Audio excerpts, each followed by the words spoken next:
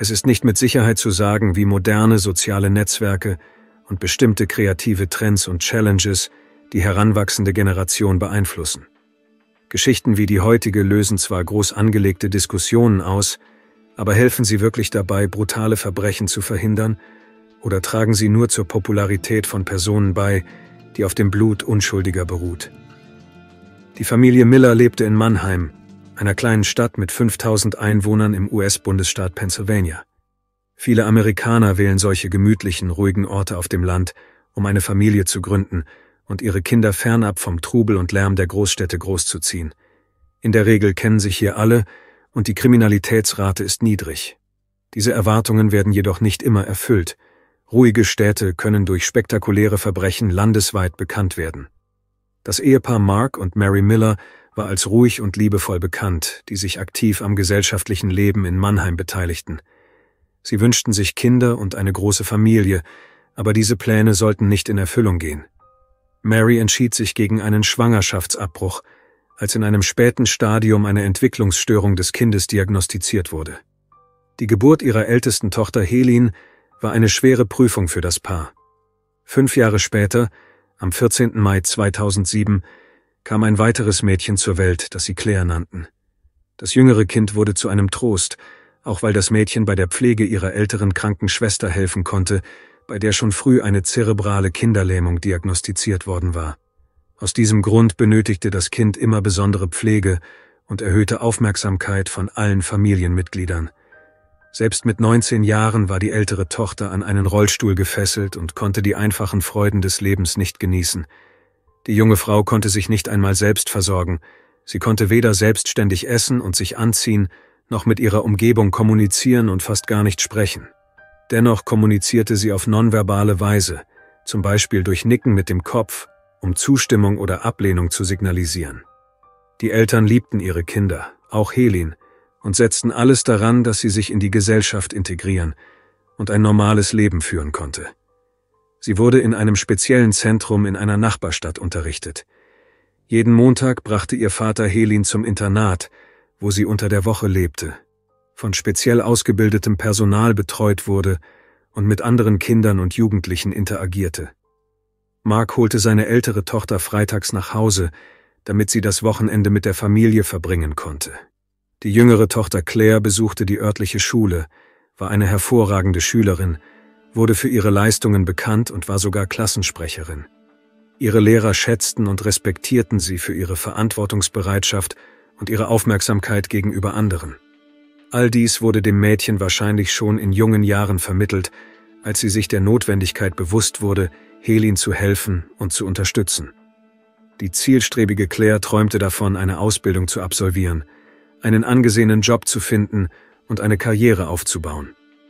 Bereits im Jahr 2020 gelang es ihr dank ihres fleißigen Lernens, ein Stipendium für das College zu erhalten. In der Schule und zu Hause widmete Claire den größten Teil ihrer Zeit ihrer Ausbildung. Allerdings hatte sie auch eher altersgerechte Interessen. Sobald das soziale Netzwerk TikTok aufkam, richtete Claire dort einen Account ein. Die unterhaltsame Umgebung und die interessanten Videos faszinierten sie und halfen ihr, sich von ihrem schwierigen Teenager-Alltag abzulenken. Nachdem sie dort einen Account erstellt hatte, begann die jüngere Tochter der Millers kurze Videos aufzunehmen, in denen sie beliebte Tänze nachahmte, wodurch sie mit der Zeit 22.000 Follower auf ihrer Seite gewann. Das hinderte sie nicht daran, aktiv am Familienleben teilzunehmen. Claire half weiterhin ihrer Mutter und kümmerte sich um Helene, wenn ihre ältere Schwester am Wochenende nach Hause kam. Von außen betrachtet schien ihr Leben normal zu sein, aber in Wirklichkeit hatte sie mit Schwierigkeiten zu kämpfen. Später wurde bekannt, dass sie Schwierigkeiten hatte, mit Gleichaltrigen zu kommunizieren. Die verantwortungsbewusste Claire war etwas verschlossen, kommunizierte wenig und teilte ihre Probleme nur ungern mit anderen. Dabei schien es, als würde sie die Probleme anderer über ihre eigenen stellen. Sie wurde im Internet gemobbt. Glücklicherweise konnte die Situation unter Kontrolle gebracht werden. Als alles vorbei war, teilte Claire ihren Eltern mit, dass sie an ihrer Geschlechtsidentität zweifelte und das Gefühl hatte, dass es ihr unangenehm war, weiblich zu sein. Die Schülerin erklärte, dass sie eigentlich lieber als Junge geboren worden wäre. Anfangs wurde dies als pubertäre Laune abgetan, aber schnell wurde klar, dass Claire Hilfe brauchte. Vor diesem Hintergrund begannen die Eltern, gemeinsam mit ihrer jüngeren Tochter eine Psychotherapeutin aufzusuchen. Nach einigen Sitzungen verbesserte sich ihr Zustand deutlich, was Claire auch mehrfach selbst bestätigte. Sie sprach das Thema nicht mehr an. Der Spezialist war der Meinung, dass es sich um eine schwierige Phase im Leben eines Teenagers handelte und das Mädchen einfach mehr Aufmerksamkeit brauchte. Dann begann die Pandemie 2020 und es kam zum Lockdown, als alle zu Hause in Isolation saßen. Das Mädchen hatte keinen Kontakt zu anderen Menschen außer ihrer Familie und der Besuch beim Psychotherapeuten wurde unmöglich. Es ist nicht auszuschließen, dass genau dies maßgeblich zu den blutigen Ereignissen beigetragen hat. Am 22. Februar 2021 ging bei der Rettungsleitstelle 911 in Mannheim ein Anruf von einem Mädchen im Teenageralter ein. Gegen 1 Uhr nachts rief sie an, schrie und weinte in den Hörer. Als der Disponent ihre Worte verstehen konnte, gestand die Anruferin, dass sie im Verlauf einer Auseinandersetzung ihre leibliche Schwester getötet hatte. Mehrere Polizeibeamte wurden zum Einsatzort geschickt. Als sie in der Nähe des Hauses der Millers ankamen, wurden sie auf der Straße von der 14-jährigen Claire in blutbefleckter Kleidung empfangen. Sie winkte mit der Hand und zeigte auf das Haus. Die Schülerin wiederholte gegenüber den eintreffenden Polizeibeamten, dass sie ihre ältere Schwester Helin mit einem Messer getötet habe und dass diese in ihrem Schlafzimmer auf ihrem Bett liege. Ihre Worte wurden durch ihre blutbefleckten Kleidung und Hände bestätigt, die sie zuvor mit Schnee zu reinigen versucht hatte. Die Polizisten bemerkten mehrere blutige Spuren im Schnee vor der Haustür. Die Beamten betraten das Haus und weckten sofort Claires Eltern, die ruhig in ihrem Zimmer schliefen und nichts von dem Vorfall mitbekommen hatten, da das Mädchen sie nicht geweckt und ihnen nichts erzählt hatte. Die Mutter und der Vater waren erschrocken und dachten zunächst, dass jemand in ihr Haus eingebrochen war, während alle schliefen, aber es erwartete sie etwas viel Unheimlicheres. Mit gezogenen Waffen bahnten sich die Polizisten ihren Weg durch die unbeleuchteten Flure. Zunächst glaubten sie dem Teenager nicht und vermuteten, dass sich ein Verbrecher im Haus versteckt hielt, der die Schwestern angegriffen hatte. Im Zimmer fanden die Polizisten Helin. Sie lag blutüberströmt in ihrem Bett. Als sie hereinkamen, lag ein Kissen auf ihrem Gesicht. Als sie es wegzogen, entdeckten sie ihren blutüberströmten Körper, der keine Lebenszeichen mehr von sich gab. Das Opfer hatte mehrere Stichwunden, die sich hauptsächlich im Bereich des Halses und der oberen Brust befanden. Claire hatte sogar das Messer in ihrer Kehle stecken lassen und das Ergebnis ihrer Tat einfach mit einem Kissen verdeckt. Das Mädchen begründete dies damit, dass sie nicht mit ansehen konnte, was mit ihrer älteren Schwester geschehen war. Helins Hände waren über ihren Kopf gehoben, ihre Kleidung und das Bett waren blutgetränkt. Die Polizeibeamten am Tatort versuchten, die ältere Tochter der Millers wiederzubeleben, während sie auf den Rettungsdienst warteten. Leider war alles vergeblich. Helin hatte mehrere tödliche Stiche erlitten und war schnell verblutet. Als die Polizei eintraf, war sie bereits tot. Die Sanitäter kamen zum Haus und stellten den Tod von Helin Miller fest. Am Tatort wurden keine Einbruchsspuren gefunden. Es schien, als seien tatsächlich keine Fremden hier gewesen. Der Lage der Leiche nach zu urteilen, hatte das Opfer versucht, sich gegen den Mörder zu wehren. Doch aufgrund ihrer eingeschränkten körperlichen Fähigkeiten war dies vergeblich. Die Eltern der Schwestern waren gerade aufgewacht und hatten keine Ahnung, was vor sich ging. Als sie das Schlafzimmer ihrer älteren Tochter betraten, waren sie entsetzt. Die Mutter brach in Tränen aus. Sie konnte nicht verstehen, wie die jüngere Schwester eine Waffe gegen ihre ältere Schwester erheben konnte. Laut Claire kam es zwischen den Schwestern zu einem Streit, der in eine Schlägerei ausartete. Die jüngere Schwester war gezwungen, sich zu verteidigen und hatte dabei versehentlich übertrieben und ihre ältere Schwester getötet. Von Anfang an glaubten die Eltern Claires Geschichte nicht. Zwischen den Töchtern hatte es zuvor nie Konflikte gegeben. Die jüngere Tochter half bei der Pflege der Älteren, unterstützte sie. Niemand hatte ein so blutiges Ende erwartet. Außerdem hätte der Zustand der älteren Tochter es ihr unmöglich gemacht, sich auf einen Kampf einzulassen und Claire anzugreifen, selbst wenn sie es gewollt hätte. Außerdem hatte die ältere Tochter keine Waffe, aber wie konnte Claire zufällig ein großes Küchenmesser in der Hand halten? Das alles klang absurd. Dennoch sprachen einige Umstände für Claire. Ein kaltblütiger Verbrecher, der keine Reue oder Gewissensbisse für seine Tat empfindet, bedeckt das Gesicht seines Opfers nicht mit einem Gegenstand. Dies ist ein Zeichen dafür, dass der Mörder sich unbewusst von seiner Tat distanzieren wollte. Er leidet unter diesem Verbrechen. Das Kissen, das auf Helens Kopf gefunden wurde, deutete darauf hin, dass der Mörder sie kannte und wegen seiner Tat unter Schock stand. Dieser Umstand bestätigte, dass sie eine emotionale und psychologische Verbindung zu dem Opfer hatte. Nach der ursprünglichen Rekonstruktion des Verbrechens gingen an diesem Sonntagabend alle in ihre Zimmer und legten sich schlafen. Es ist nicht bekannt, wie weit im Voraus Claire geplant hatte, ihre Schwester zu töten und ob sie überhaupt einen Plan hatte. Die Teenagerin ging in die Küche, nahm eines der Messer und erstach ihre Schwester im Schlaf. Anschließend bedeckte sie das Gesicht ihrer Schwester mit einem Kissen und rief den Notruf. Das Motiv für die Tat blieb ein Rätsel, und die Mörderin konnte keine schlüssige Antwort auf diese Frage geben. Nachdem Claire ihr Frühstück aus einem Fastfood-Restaurant gebracht worden war, antwortete sie bei der Vernehmung: »Oh, McDonald's. Ich hätte schon früher jemanden umgebracht, wenn ich gewusst hätte, dass ich McDonald's bekomme.« Diese Worte klangen unheimlich und schockierten die Polizisten. Auch der Anruf, den Claire bei der Notrufnummer 911 tätigte, gab Rätsel auf. Wahrscheinlich unter dem Eindruck des Films Halloween, in dem Michael Myers seine Schwester tötet, sagte die Teenagerin während des Anrufs: »Ich bin Michael Myers. Ich habe meine Schwester umgebracht.« Diese Filmfigur benutzte ebenfalls ein großes Küchenmesser. Claire schien außer sich zu sein. Dann schickte sie mehreren Bekannten eine SMS: »Es tut mir so leid, Leute. Ich habe gerade meine Schwester umgebracht.« In den lokalen Fernsehnachrichten wurde über das Geschehen im Haus der Familie Miller berichtet, was die gesamte Gemeinde schockierte. Zu diesem Zeitpunkt überprüften die Ermittler bereits aktiv alle Informationen, um das Motiv für die Tat zu ermitteln. In diesem Fall gab es viele Umstände, die die Einstufung erschwerten: das Alter der Täterin, der Zustand des Opfers, familiäre Verbindungen. Was passiert war, schien ein spontaner, unmotivierter Akt der Aggression zu sein. Dabei war Claire nicht abhängig von illegalen Substanzen, wuchs in einer anständigen Familie auf, neigte nicht zu gewalttätigem Verhalten und hatte zuvor keine Anzeichen von Aggressivität gezeigt. Alle, die sie gut kannten, konnten nicht glauben, dass Helene durch die Hand ihrer jüngeren Schwester ums Leben gekommen war. Besondere Aufmerksamkeit wurde Claires Social-Media-Seiten und ihrer hohen Aktivität auf TikTok geschenkt. Wahrscheinlich versuchte man, irgendetwas zu finden, um den Mord zu erklären. Zu diesem Zeitpunkt hatte die 14-jährige Schülerin mehr als 22.000 Follower. Sie war durch zahlreiche Videos zu Anime und damals beliebten Trends wie Tanz und kurzen thematischen Clips ziemlich bekannt geworden. Nachdem die Nachricht von dem Mord in den Nachrichten erschienen war, stieg das Interesse an Claires Social-Media-Account um ein Vielfaches.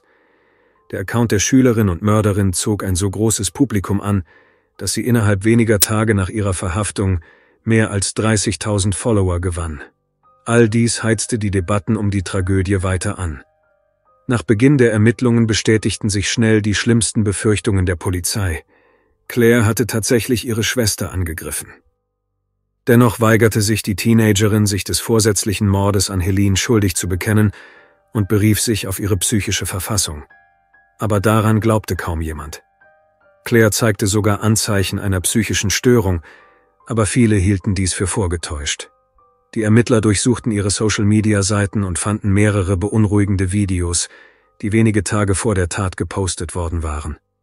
Ihre sonst fröhlichen und unbeschwerten Beiträge wurden durch beunruhigende Bilder ersetzt.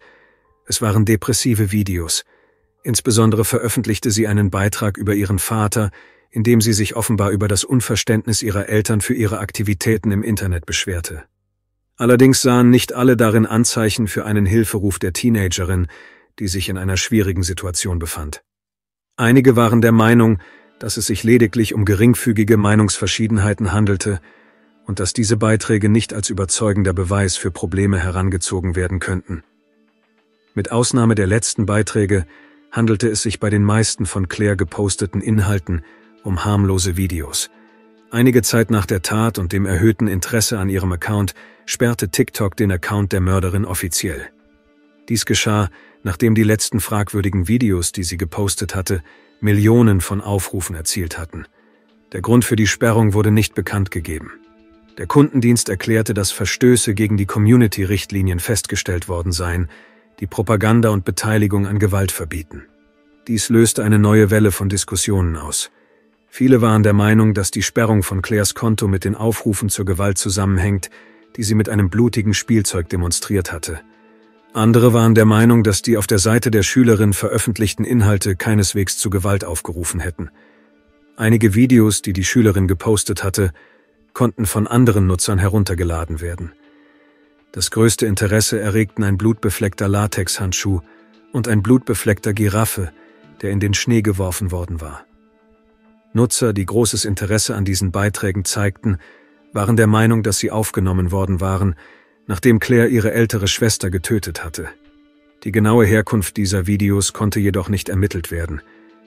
Besonders schwer war diese Zeit für die Eltern, die innerhalb eines Tages beide Töchter verloren hatten. Eine war ums Leben gekommen, die andere musste wegen des Mordes an ihrer Schwester ins Gefängnis. Die Mutter beteuerte, dass sie beide Töchter liebte und dass sie überzeugt war, dass Claire das nicht tun wollte. Die Eltern bestanden darauf, dass dies mit ihrer psychischen Störung zusammenhänge. Sie hatten Helene verloren und wollten nun nicht auch noch ihre jüngere Tochter verlieren. Allerdings trauerten nicht alle mit den Millers. Viele zeigten Mitgefühl und unterstützten das Paar. Die Mutter und der Vater wurden in den sozialen Netzwerken mit unerwünschter Aufmerksamkeit überhäuft. Zunächst tauchten unter verschiedenen Beiträgen über die Tragödie zahlreiche Kommentare auf. Einige verspotteten das Geschehene und unterstützten sogar Claire. All das verletzte die Eltern sehr. Jemand startete sogar eine Mailingliste mit heruntergeladenen Videos, weil er glaubte, Claire habe die Sachen mit dem Blut ihrer Schwester beschmiert und erst danach gepostet. All dies löste viele Diskussionen aus, insbesondere nachdem die Videos aus dem gelöschten Account wieder auf der Plattform auftauchten. Da sie nichts Grausames zeigten und keine Aufrufe zur Gewalt enthielten, wurden sie von der Plattform nicht gesperrt. All dies zog auch Follower und Bekannte der Mörderin an, die sich in den Kommentaren an der Debatte beteiligten. Einige behaupteten, dass diese Videos gar nicht auf Claires Seite gewesen seien und dass diejenigen, die sie veröffentlichten, nur Popularität erlangen wollten, indem sie sich eines schrecklichen Verbrechens bedienten. Die Meinungen in der Internet-Community gingen auseinander. Diejenigen, die die Beiträge veröffentlichten, behaupteten, dass sie von dem gelöschten Account der Täterin heruntergeladen worden seien. Andere behaupteten, sie habe sie einfach von einer anderen Frau repostet. Viele waren der Meinung, dass die blutigen Beiträge überhaupt nichts mit Helines Tod zu tun hätten. Auch die Strafverfolgungsbehörden mussten auf all dies reagieren, da die Resonanz überwältigend war.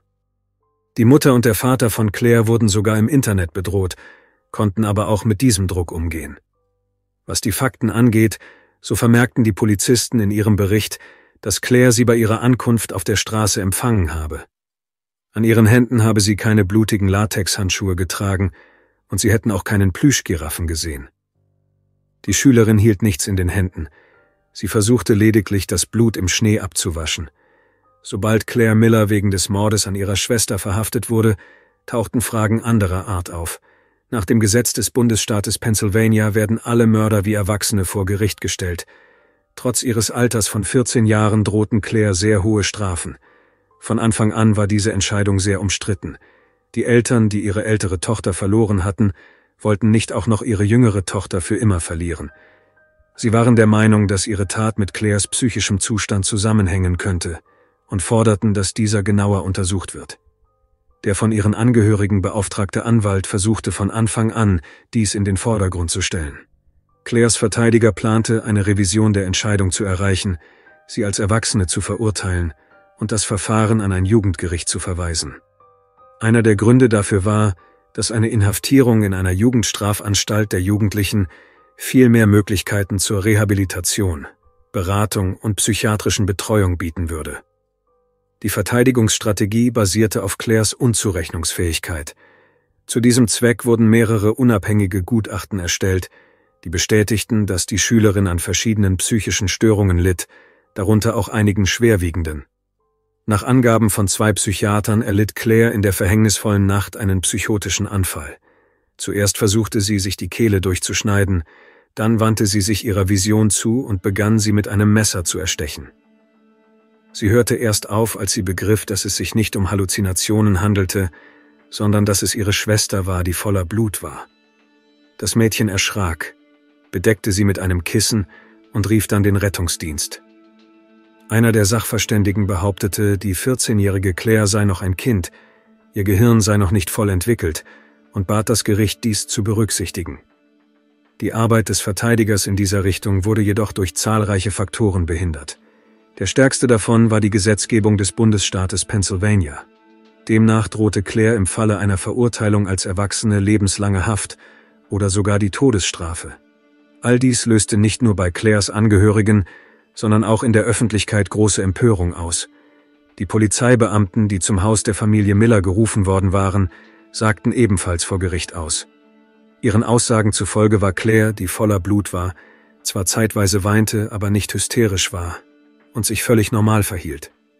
Sie wirkte nicht unzurechnungsfähig. Diejenigen, denen dieser Fall am Herzen lag, warfen mit neuer Kraft brisante Fragen zur Todesstrafe in den Vereinigten Staaten von Amerika auf. Die Öffentlichkeit hielt es für absurd, dass zahlreiche Serienmörder aufgrund zahlreicher Berufungen und Anfechtungen der Urteile in jedem einzelnen Fall jahrzehntelang auf die höchste Strafe warten und hinter Gittern an Altersschwäche sterben können, während eine 14-jährige Schülerin für einen einzigen Mord zum Tode verurteilt werden kann. Danach wäre die Wahrscheinlichkeit hoch, dass das Urteil relativ schnell vollstreckt würde, da es in einem einzigen Fall nicht viel zu überprüfen gäbe. Viele waren der Meinung, dass nicht nur Claire für den Mord verantwortlich sei, sondern auch ihre Eltern. Es war bekannt, dass sie ihre jüngere Tochter in jeder Hinsicht dazu ermutigten, sich um ihre ältere Schwester zu kümmern und ihr zu helfen. Manchmal musste die Jüngere die Ältere zu Arztterminen begleiten. Nun bezweifelte die Öffentlichkeit, dass zwischen den Mädchen ein herzliches Verhältnis bestand. Die Menschen beharrten darauf, dass die Jüngere gezwungen worden sei, sich vollständig um Helene zu kümmern. Solche Ereignisse führten zu emotionaler Anspannung, Wut und Hass auf die hilflose Schwester, die sich über Jahre hinweg in der Teenagerin angestaut hatten. Aufgrund ihres Alters oder der Gleichgültigkeit ihrer Mutter und ihres Vaters konnte sie damit nicht richtig umgehen, was zu psychischen Problemen bei Claire führte. Vor diesem Hintergrund wurde die Familie Miller von einer weiteren Welle der Kritik getroffen. Nicht nur, dass sie eine sehr schwere Zeit durchlebten, nun mussten sich beide auch noch gegen die Empörung der Öffentlichkeit verteidigen. Allerdings hatte die Familie Miller auch Verteidiger. Alle, die sie gut kannten, äußerten sich ausschließlich positiv über den Mann und die Frau und beschrieben sie als liebevolle Familie, die ihren Kindern gleiche Unterstützung zukommen ließ, und die Vorfälle im Zusammenhang mit Claires Hilfe für Helene seien nicht regelmäßig vorgekommen. Alle, die Zeugen solcher Situationen waren, beschrieben dies als richtige Erziehungsmaßnahmen. Großes Interesse zeigten Experten aus dem Bereich der Psychiatrie. Laut Statistik ist es bei der Tötung einer Person mit besonderen Bedürfnissen oder einer Behinderung am wahrscheinlichsten, dass diese durch ein Familienmitglied oder einen Betreuer zu Tode kommt. Aber konnte Helens Zustand wirklich dazu führen, dass Claire sie als Belastung empfand, die sie loswerden wollte? Oder sah die jüngere Schwester in ihrer Tat vielleicht eine Möglichkeit, dem geliebten Menschen von ihrem Leiden zu erlösen? Solche Verzerrungen treten häufig auf, wenn eine Person lange Zeit regelmäßig mit einer behinderten Person in Kontakt steht, insbesondere wenn diese überhaupt nicht in der Lage ist, für sich selbst zu sorgen. Eine Reihe von Psychiatern hat im Verhalten der Teenagerin andere Signale erkannt.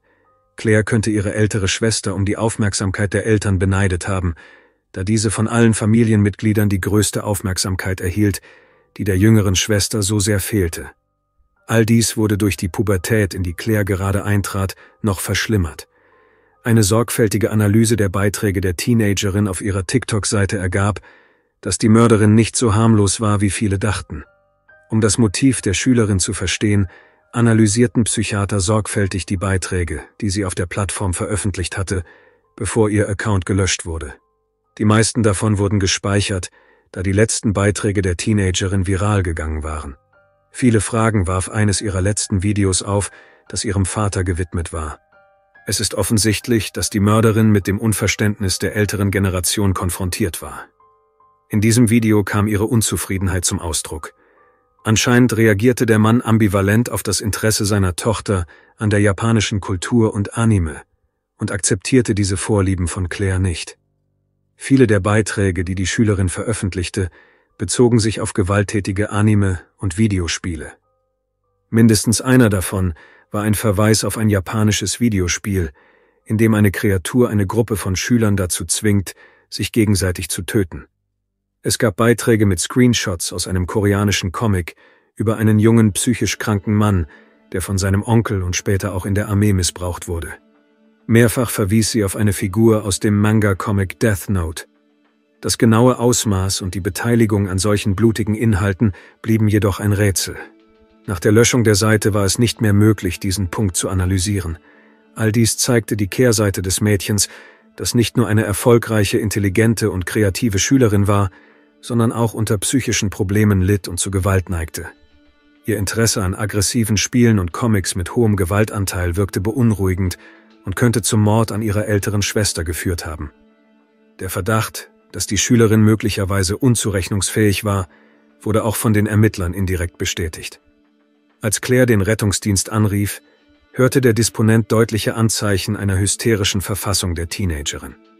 Zweitens wurde dies durch die Besessenheit der Mädchen von Halloween-Filmen und andere seltsame Verhaltensweisen bestätigt. Als Claire wegen fahrlässiger Tötung angeklagt wurde, wurde die Teenagerin ohne Kaution inhaftiert, da sie als besonders gefährlich eingestuft wurde. Das Risiko eines erneuten Angriffs war hoch.